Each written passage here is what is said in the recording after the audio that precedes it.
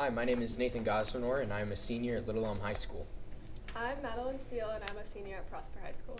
I'm Claire Humphreys, and I'm a senior at Prosper High School. I'm Brian Smith. I'm a senior at Grace Covenant Academy. So this week we're talking about how sometimes things don't always go to plan. And the crazy thing is, when we first came up with this, we weren't really expecting such a great illustration of when things don't go to plan to hit us right in the face. I know no one was really expecting to be hit with this pandemic. And I know some of you are introverts and you're really enjoying staying inside and away from everybody. I definitely fall into that category. But then also, of course, there are some of you that are extroverts that I don't understand, that are getting restless and trying to get out wherever you can. But, God is still good and life is still good. So what do we do when things don't go to plan? What should we do? What does the Bible say? To make them how I want to, and a lot of the times it can sometimes work, and but most of the time it really doesn't, and I'll just have to kind of agree and be like, okay, God, I guess I'll do it this way, even though I don't really like it. But at the end of the day, just God is good, and whatever He has, I'll go with it. Well, at first I get upset and I'll probably cry about it and then get really frustrated. But then I realize that at the end of the day, everything always works out how it's supposed to and according to God's plan, and His plan was probably a lot better than my plan. Yeah, mine's the same. When I found out about graduation, I cried, but I prayed about it, and I know it's all in God's plan. It's in His hands. Mm-hmm. Very true. I really like to think about Romans 8:28 that says that we know that all things work together for good to them who are chosen by God and are called according to His purpose. Where, like the story of Joseph, he was sold into slavery, but God ultimately used that to save lots of lives. And God always uses all the situations, even the bad ones, and a lot of times in ways that we don't even get to see, that we don't even know how He used it. And so we always know that God's plan is good, and it's always going to be used for the good of many. So we don't really have to worry about it. Yeah. Kind of reminds me of, like you were saying, that even in a pandemic, things turn out for good. When we first moved into our new house, we had two neighbors right beside us, and one of the neighbors has not even talked to us even since we moved in, and we gave them everything, hey, we're moving in, we're your new neighbors. They're like, okay, cool, and then they just kind of shut the door, and then we never heard about them for 3 years, 5 years actually.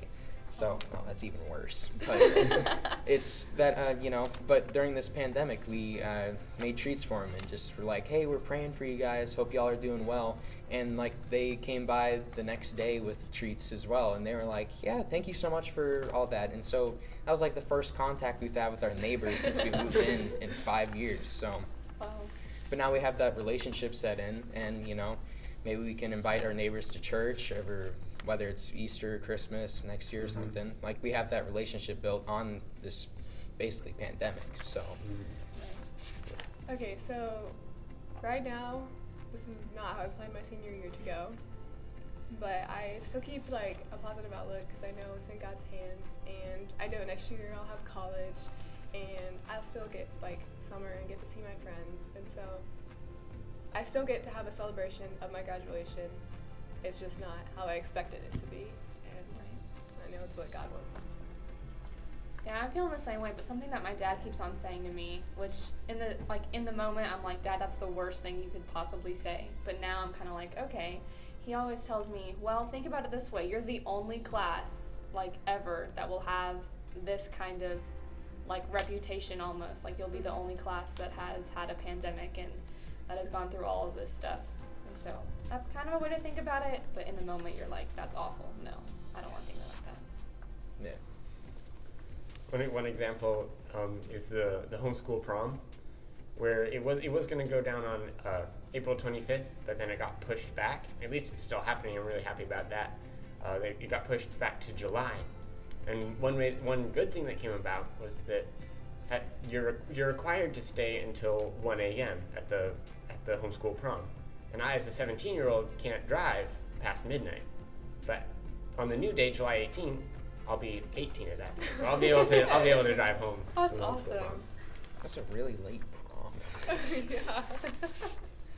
Well, for me personally, the whole senior year thing, it never really, it doesn't bother me too much. Like, yeah, I'm kind of bummed that I'll miss graduation, but I know that, later I'll still be able to celebrate it with my family.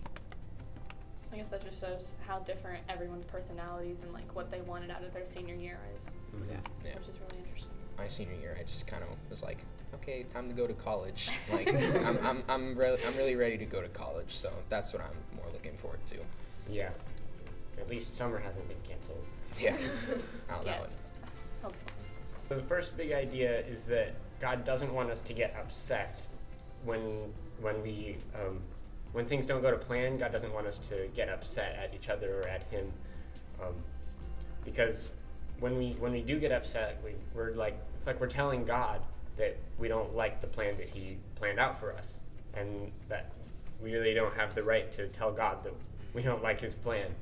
And when I like to think about, whenever I'm praying, asking God to answer my prayer, I like to think about Jesus in the Garden of Gethsemane, because He's sitting there. He's waiting for the guards to come and arrest Him and crucify Him. He knows it's about to happen, but He still prays and asks God to find some other way. He says, God, if there's any other way that we could save the world without me being crucified, please let us do this. Nevertheless, not my will, but your will be done. So He's still submitting to God's will. He's still telling God that he still wants God's plan. He wants whatever God has for him. And of course it did come to help everyone in the world. But I really like that example of, like, see, God did answer his prayer. God answered his prayer. He just answered it with a no. He said, no, I'm still going to do this. This is going to be the best plan. And so I like to encourage people to always, like, bring your requests to God. He likes you to ask him to improve your situation, but remember that God always has a good plan, and just ask God to let his will be done. Yeah, I think it's okay It's to okay agree. to be sad. Perfectly okay. And just don't wallow in your sadness, and don't let that overtake your day or your week, and just like don't wallow in your pity and sadness. Something I like to try to do. I mean, even Jesus grieved over the death of Lazarus, even though he is the Son of God, and Right. yeah, then Jesus wept, and he, even though he's the Son of God, and he knows that, like, yeah, I can resurrect Lazarus, but he still took time to grieve for the friend that had died. Like, so it's okay to grieve, but at the same time, you need to grieve while keeping your eyes on God and knowing that while this isn't good in the time, we still need to know that what God has in store for us and what he does is at the end of the day good and perfect and Yeah. holy. It's an interesting distinction. God doesn't promise fun, and he doesn't promise happiness. He promises joy. And you can be joyful and sad at the same time. Yes. Sad is the opposite of happiness, but it's not the opposite of joy. So you can be sad that something happened, and you can be grieving, like if a family member dies, you can have a period of sadness, but you still have the joy of the Lord. I still have the joy down in my heart that no one can take away. Something I do is I talk with my parents about it. I have a really positive relationship with my mom and my dad, and so it's really helpful just to be able to talk to them and not feel like they're gonna get upset with me that I did something and then now I'm feeling the consequences of it, and they'll try to help me like work through what's going on, and they'll try to give me advice. And sometimes their advice is really awesome, and sometimes I'm like, what does that even mean? But it just depends on the situation, I guess. I have a really strong relationship with my parents as well, and I think that's one of the best ways to deal with grief is to have somebody alongside you that can help you along with it, to give you a different perspective than what you see it as. Because, like, kind of like how we were talking about how our senior year has been, it's like, yeah, it's really sad that we'll miss prom and everything, but me personally, I'm not like too hung up Devastated, about it or right. devastated. And so just having that different outside perspective, and if you are willing and able to listen to them and try to understand it, it can really help to Yeah. deal with grief a lot better. It's like, well, okay, well, now that you bring that up, maybe it's not as bad as I thought. Like, the world is not going to end. I'm just not going to be able to go to a Prom. high school dance. Right. When you say it like that, it sounds Yeah. a lot less than it is, like, in my head. And I mean, like, don't get me wrong, it's all, like, really, it's a really nice time, and you get to Right. have, like, a nice hoorah with your friends, but you'll still see him again after prom and Right. everything, so. Yeah. The The Bible. Bible. Definitely the Bible. While it's important to have people that can help guide you, really the only thing that can guide you to 100% truth is the Bible. So whenever, if you're grieving with anything, just make sure that you turn to the Bible first and foremost, and if you need help understanding what the Bible says, then you can ask like people like Pastor Wayne, your youth group leaders, stuff like that. It'll help a lot. Yes, yes, it will.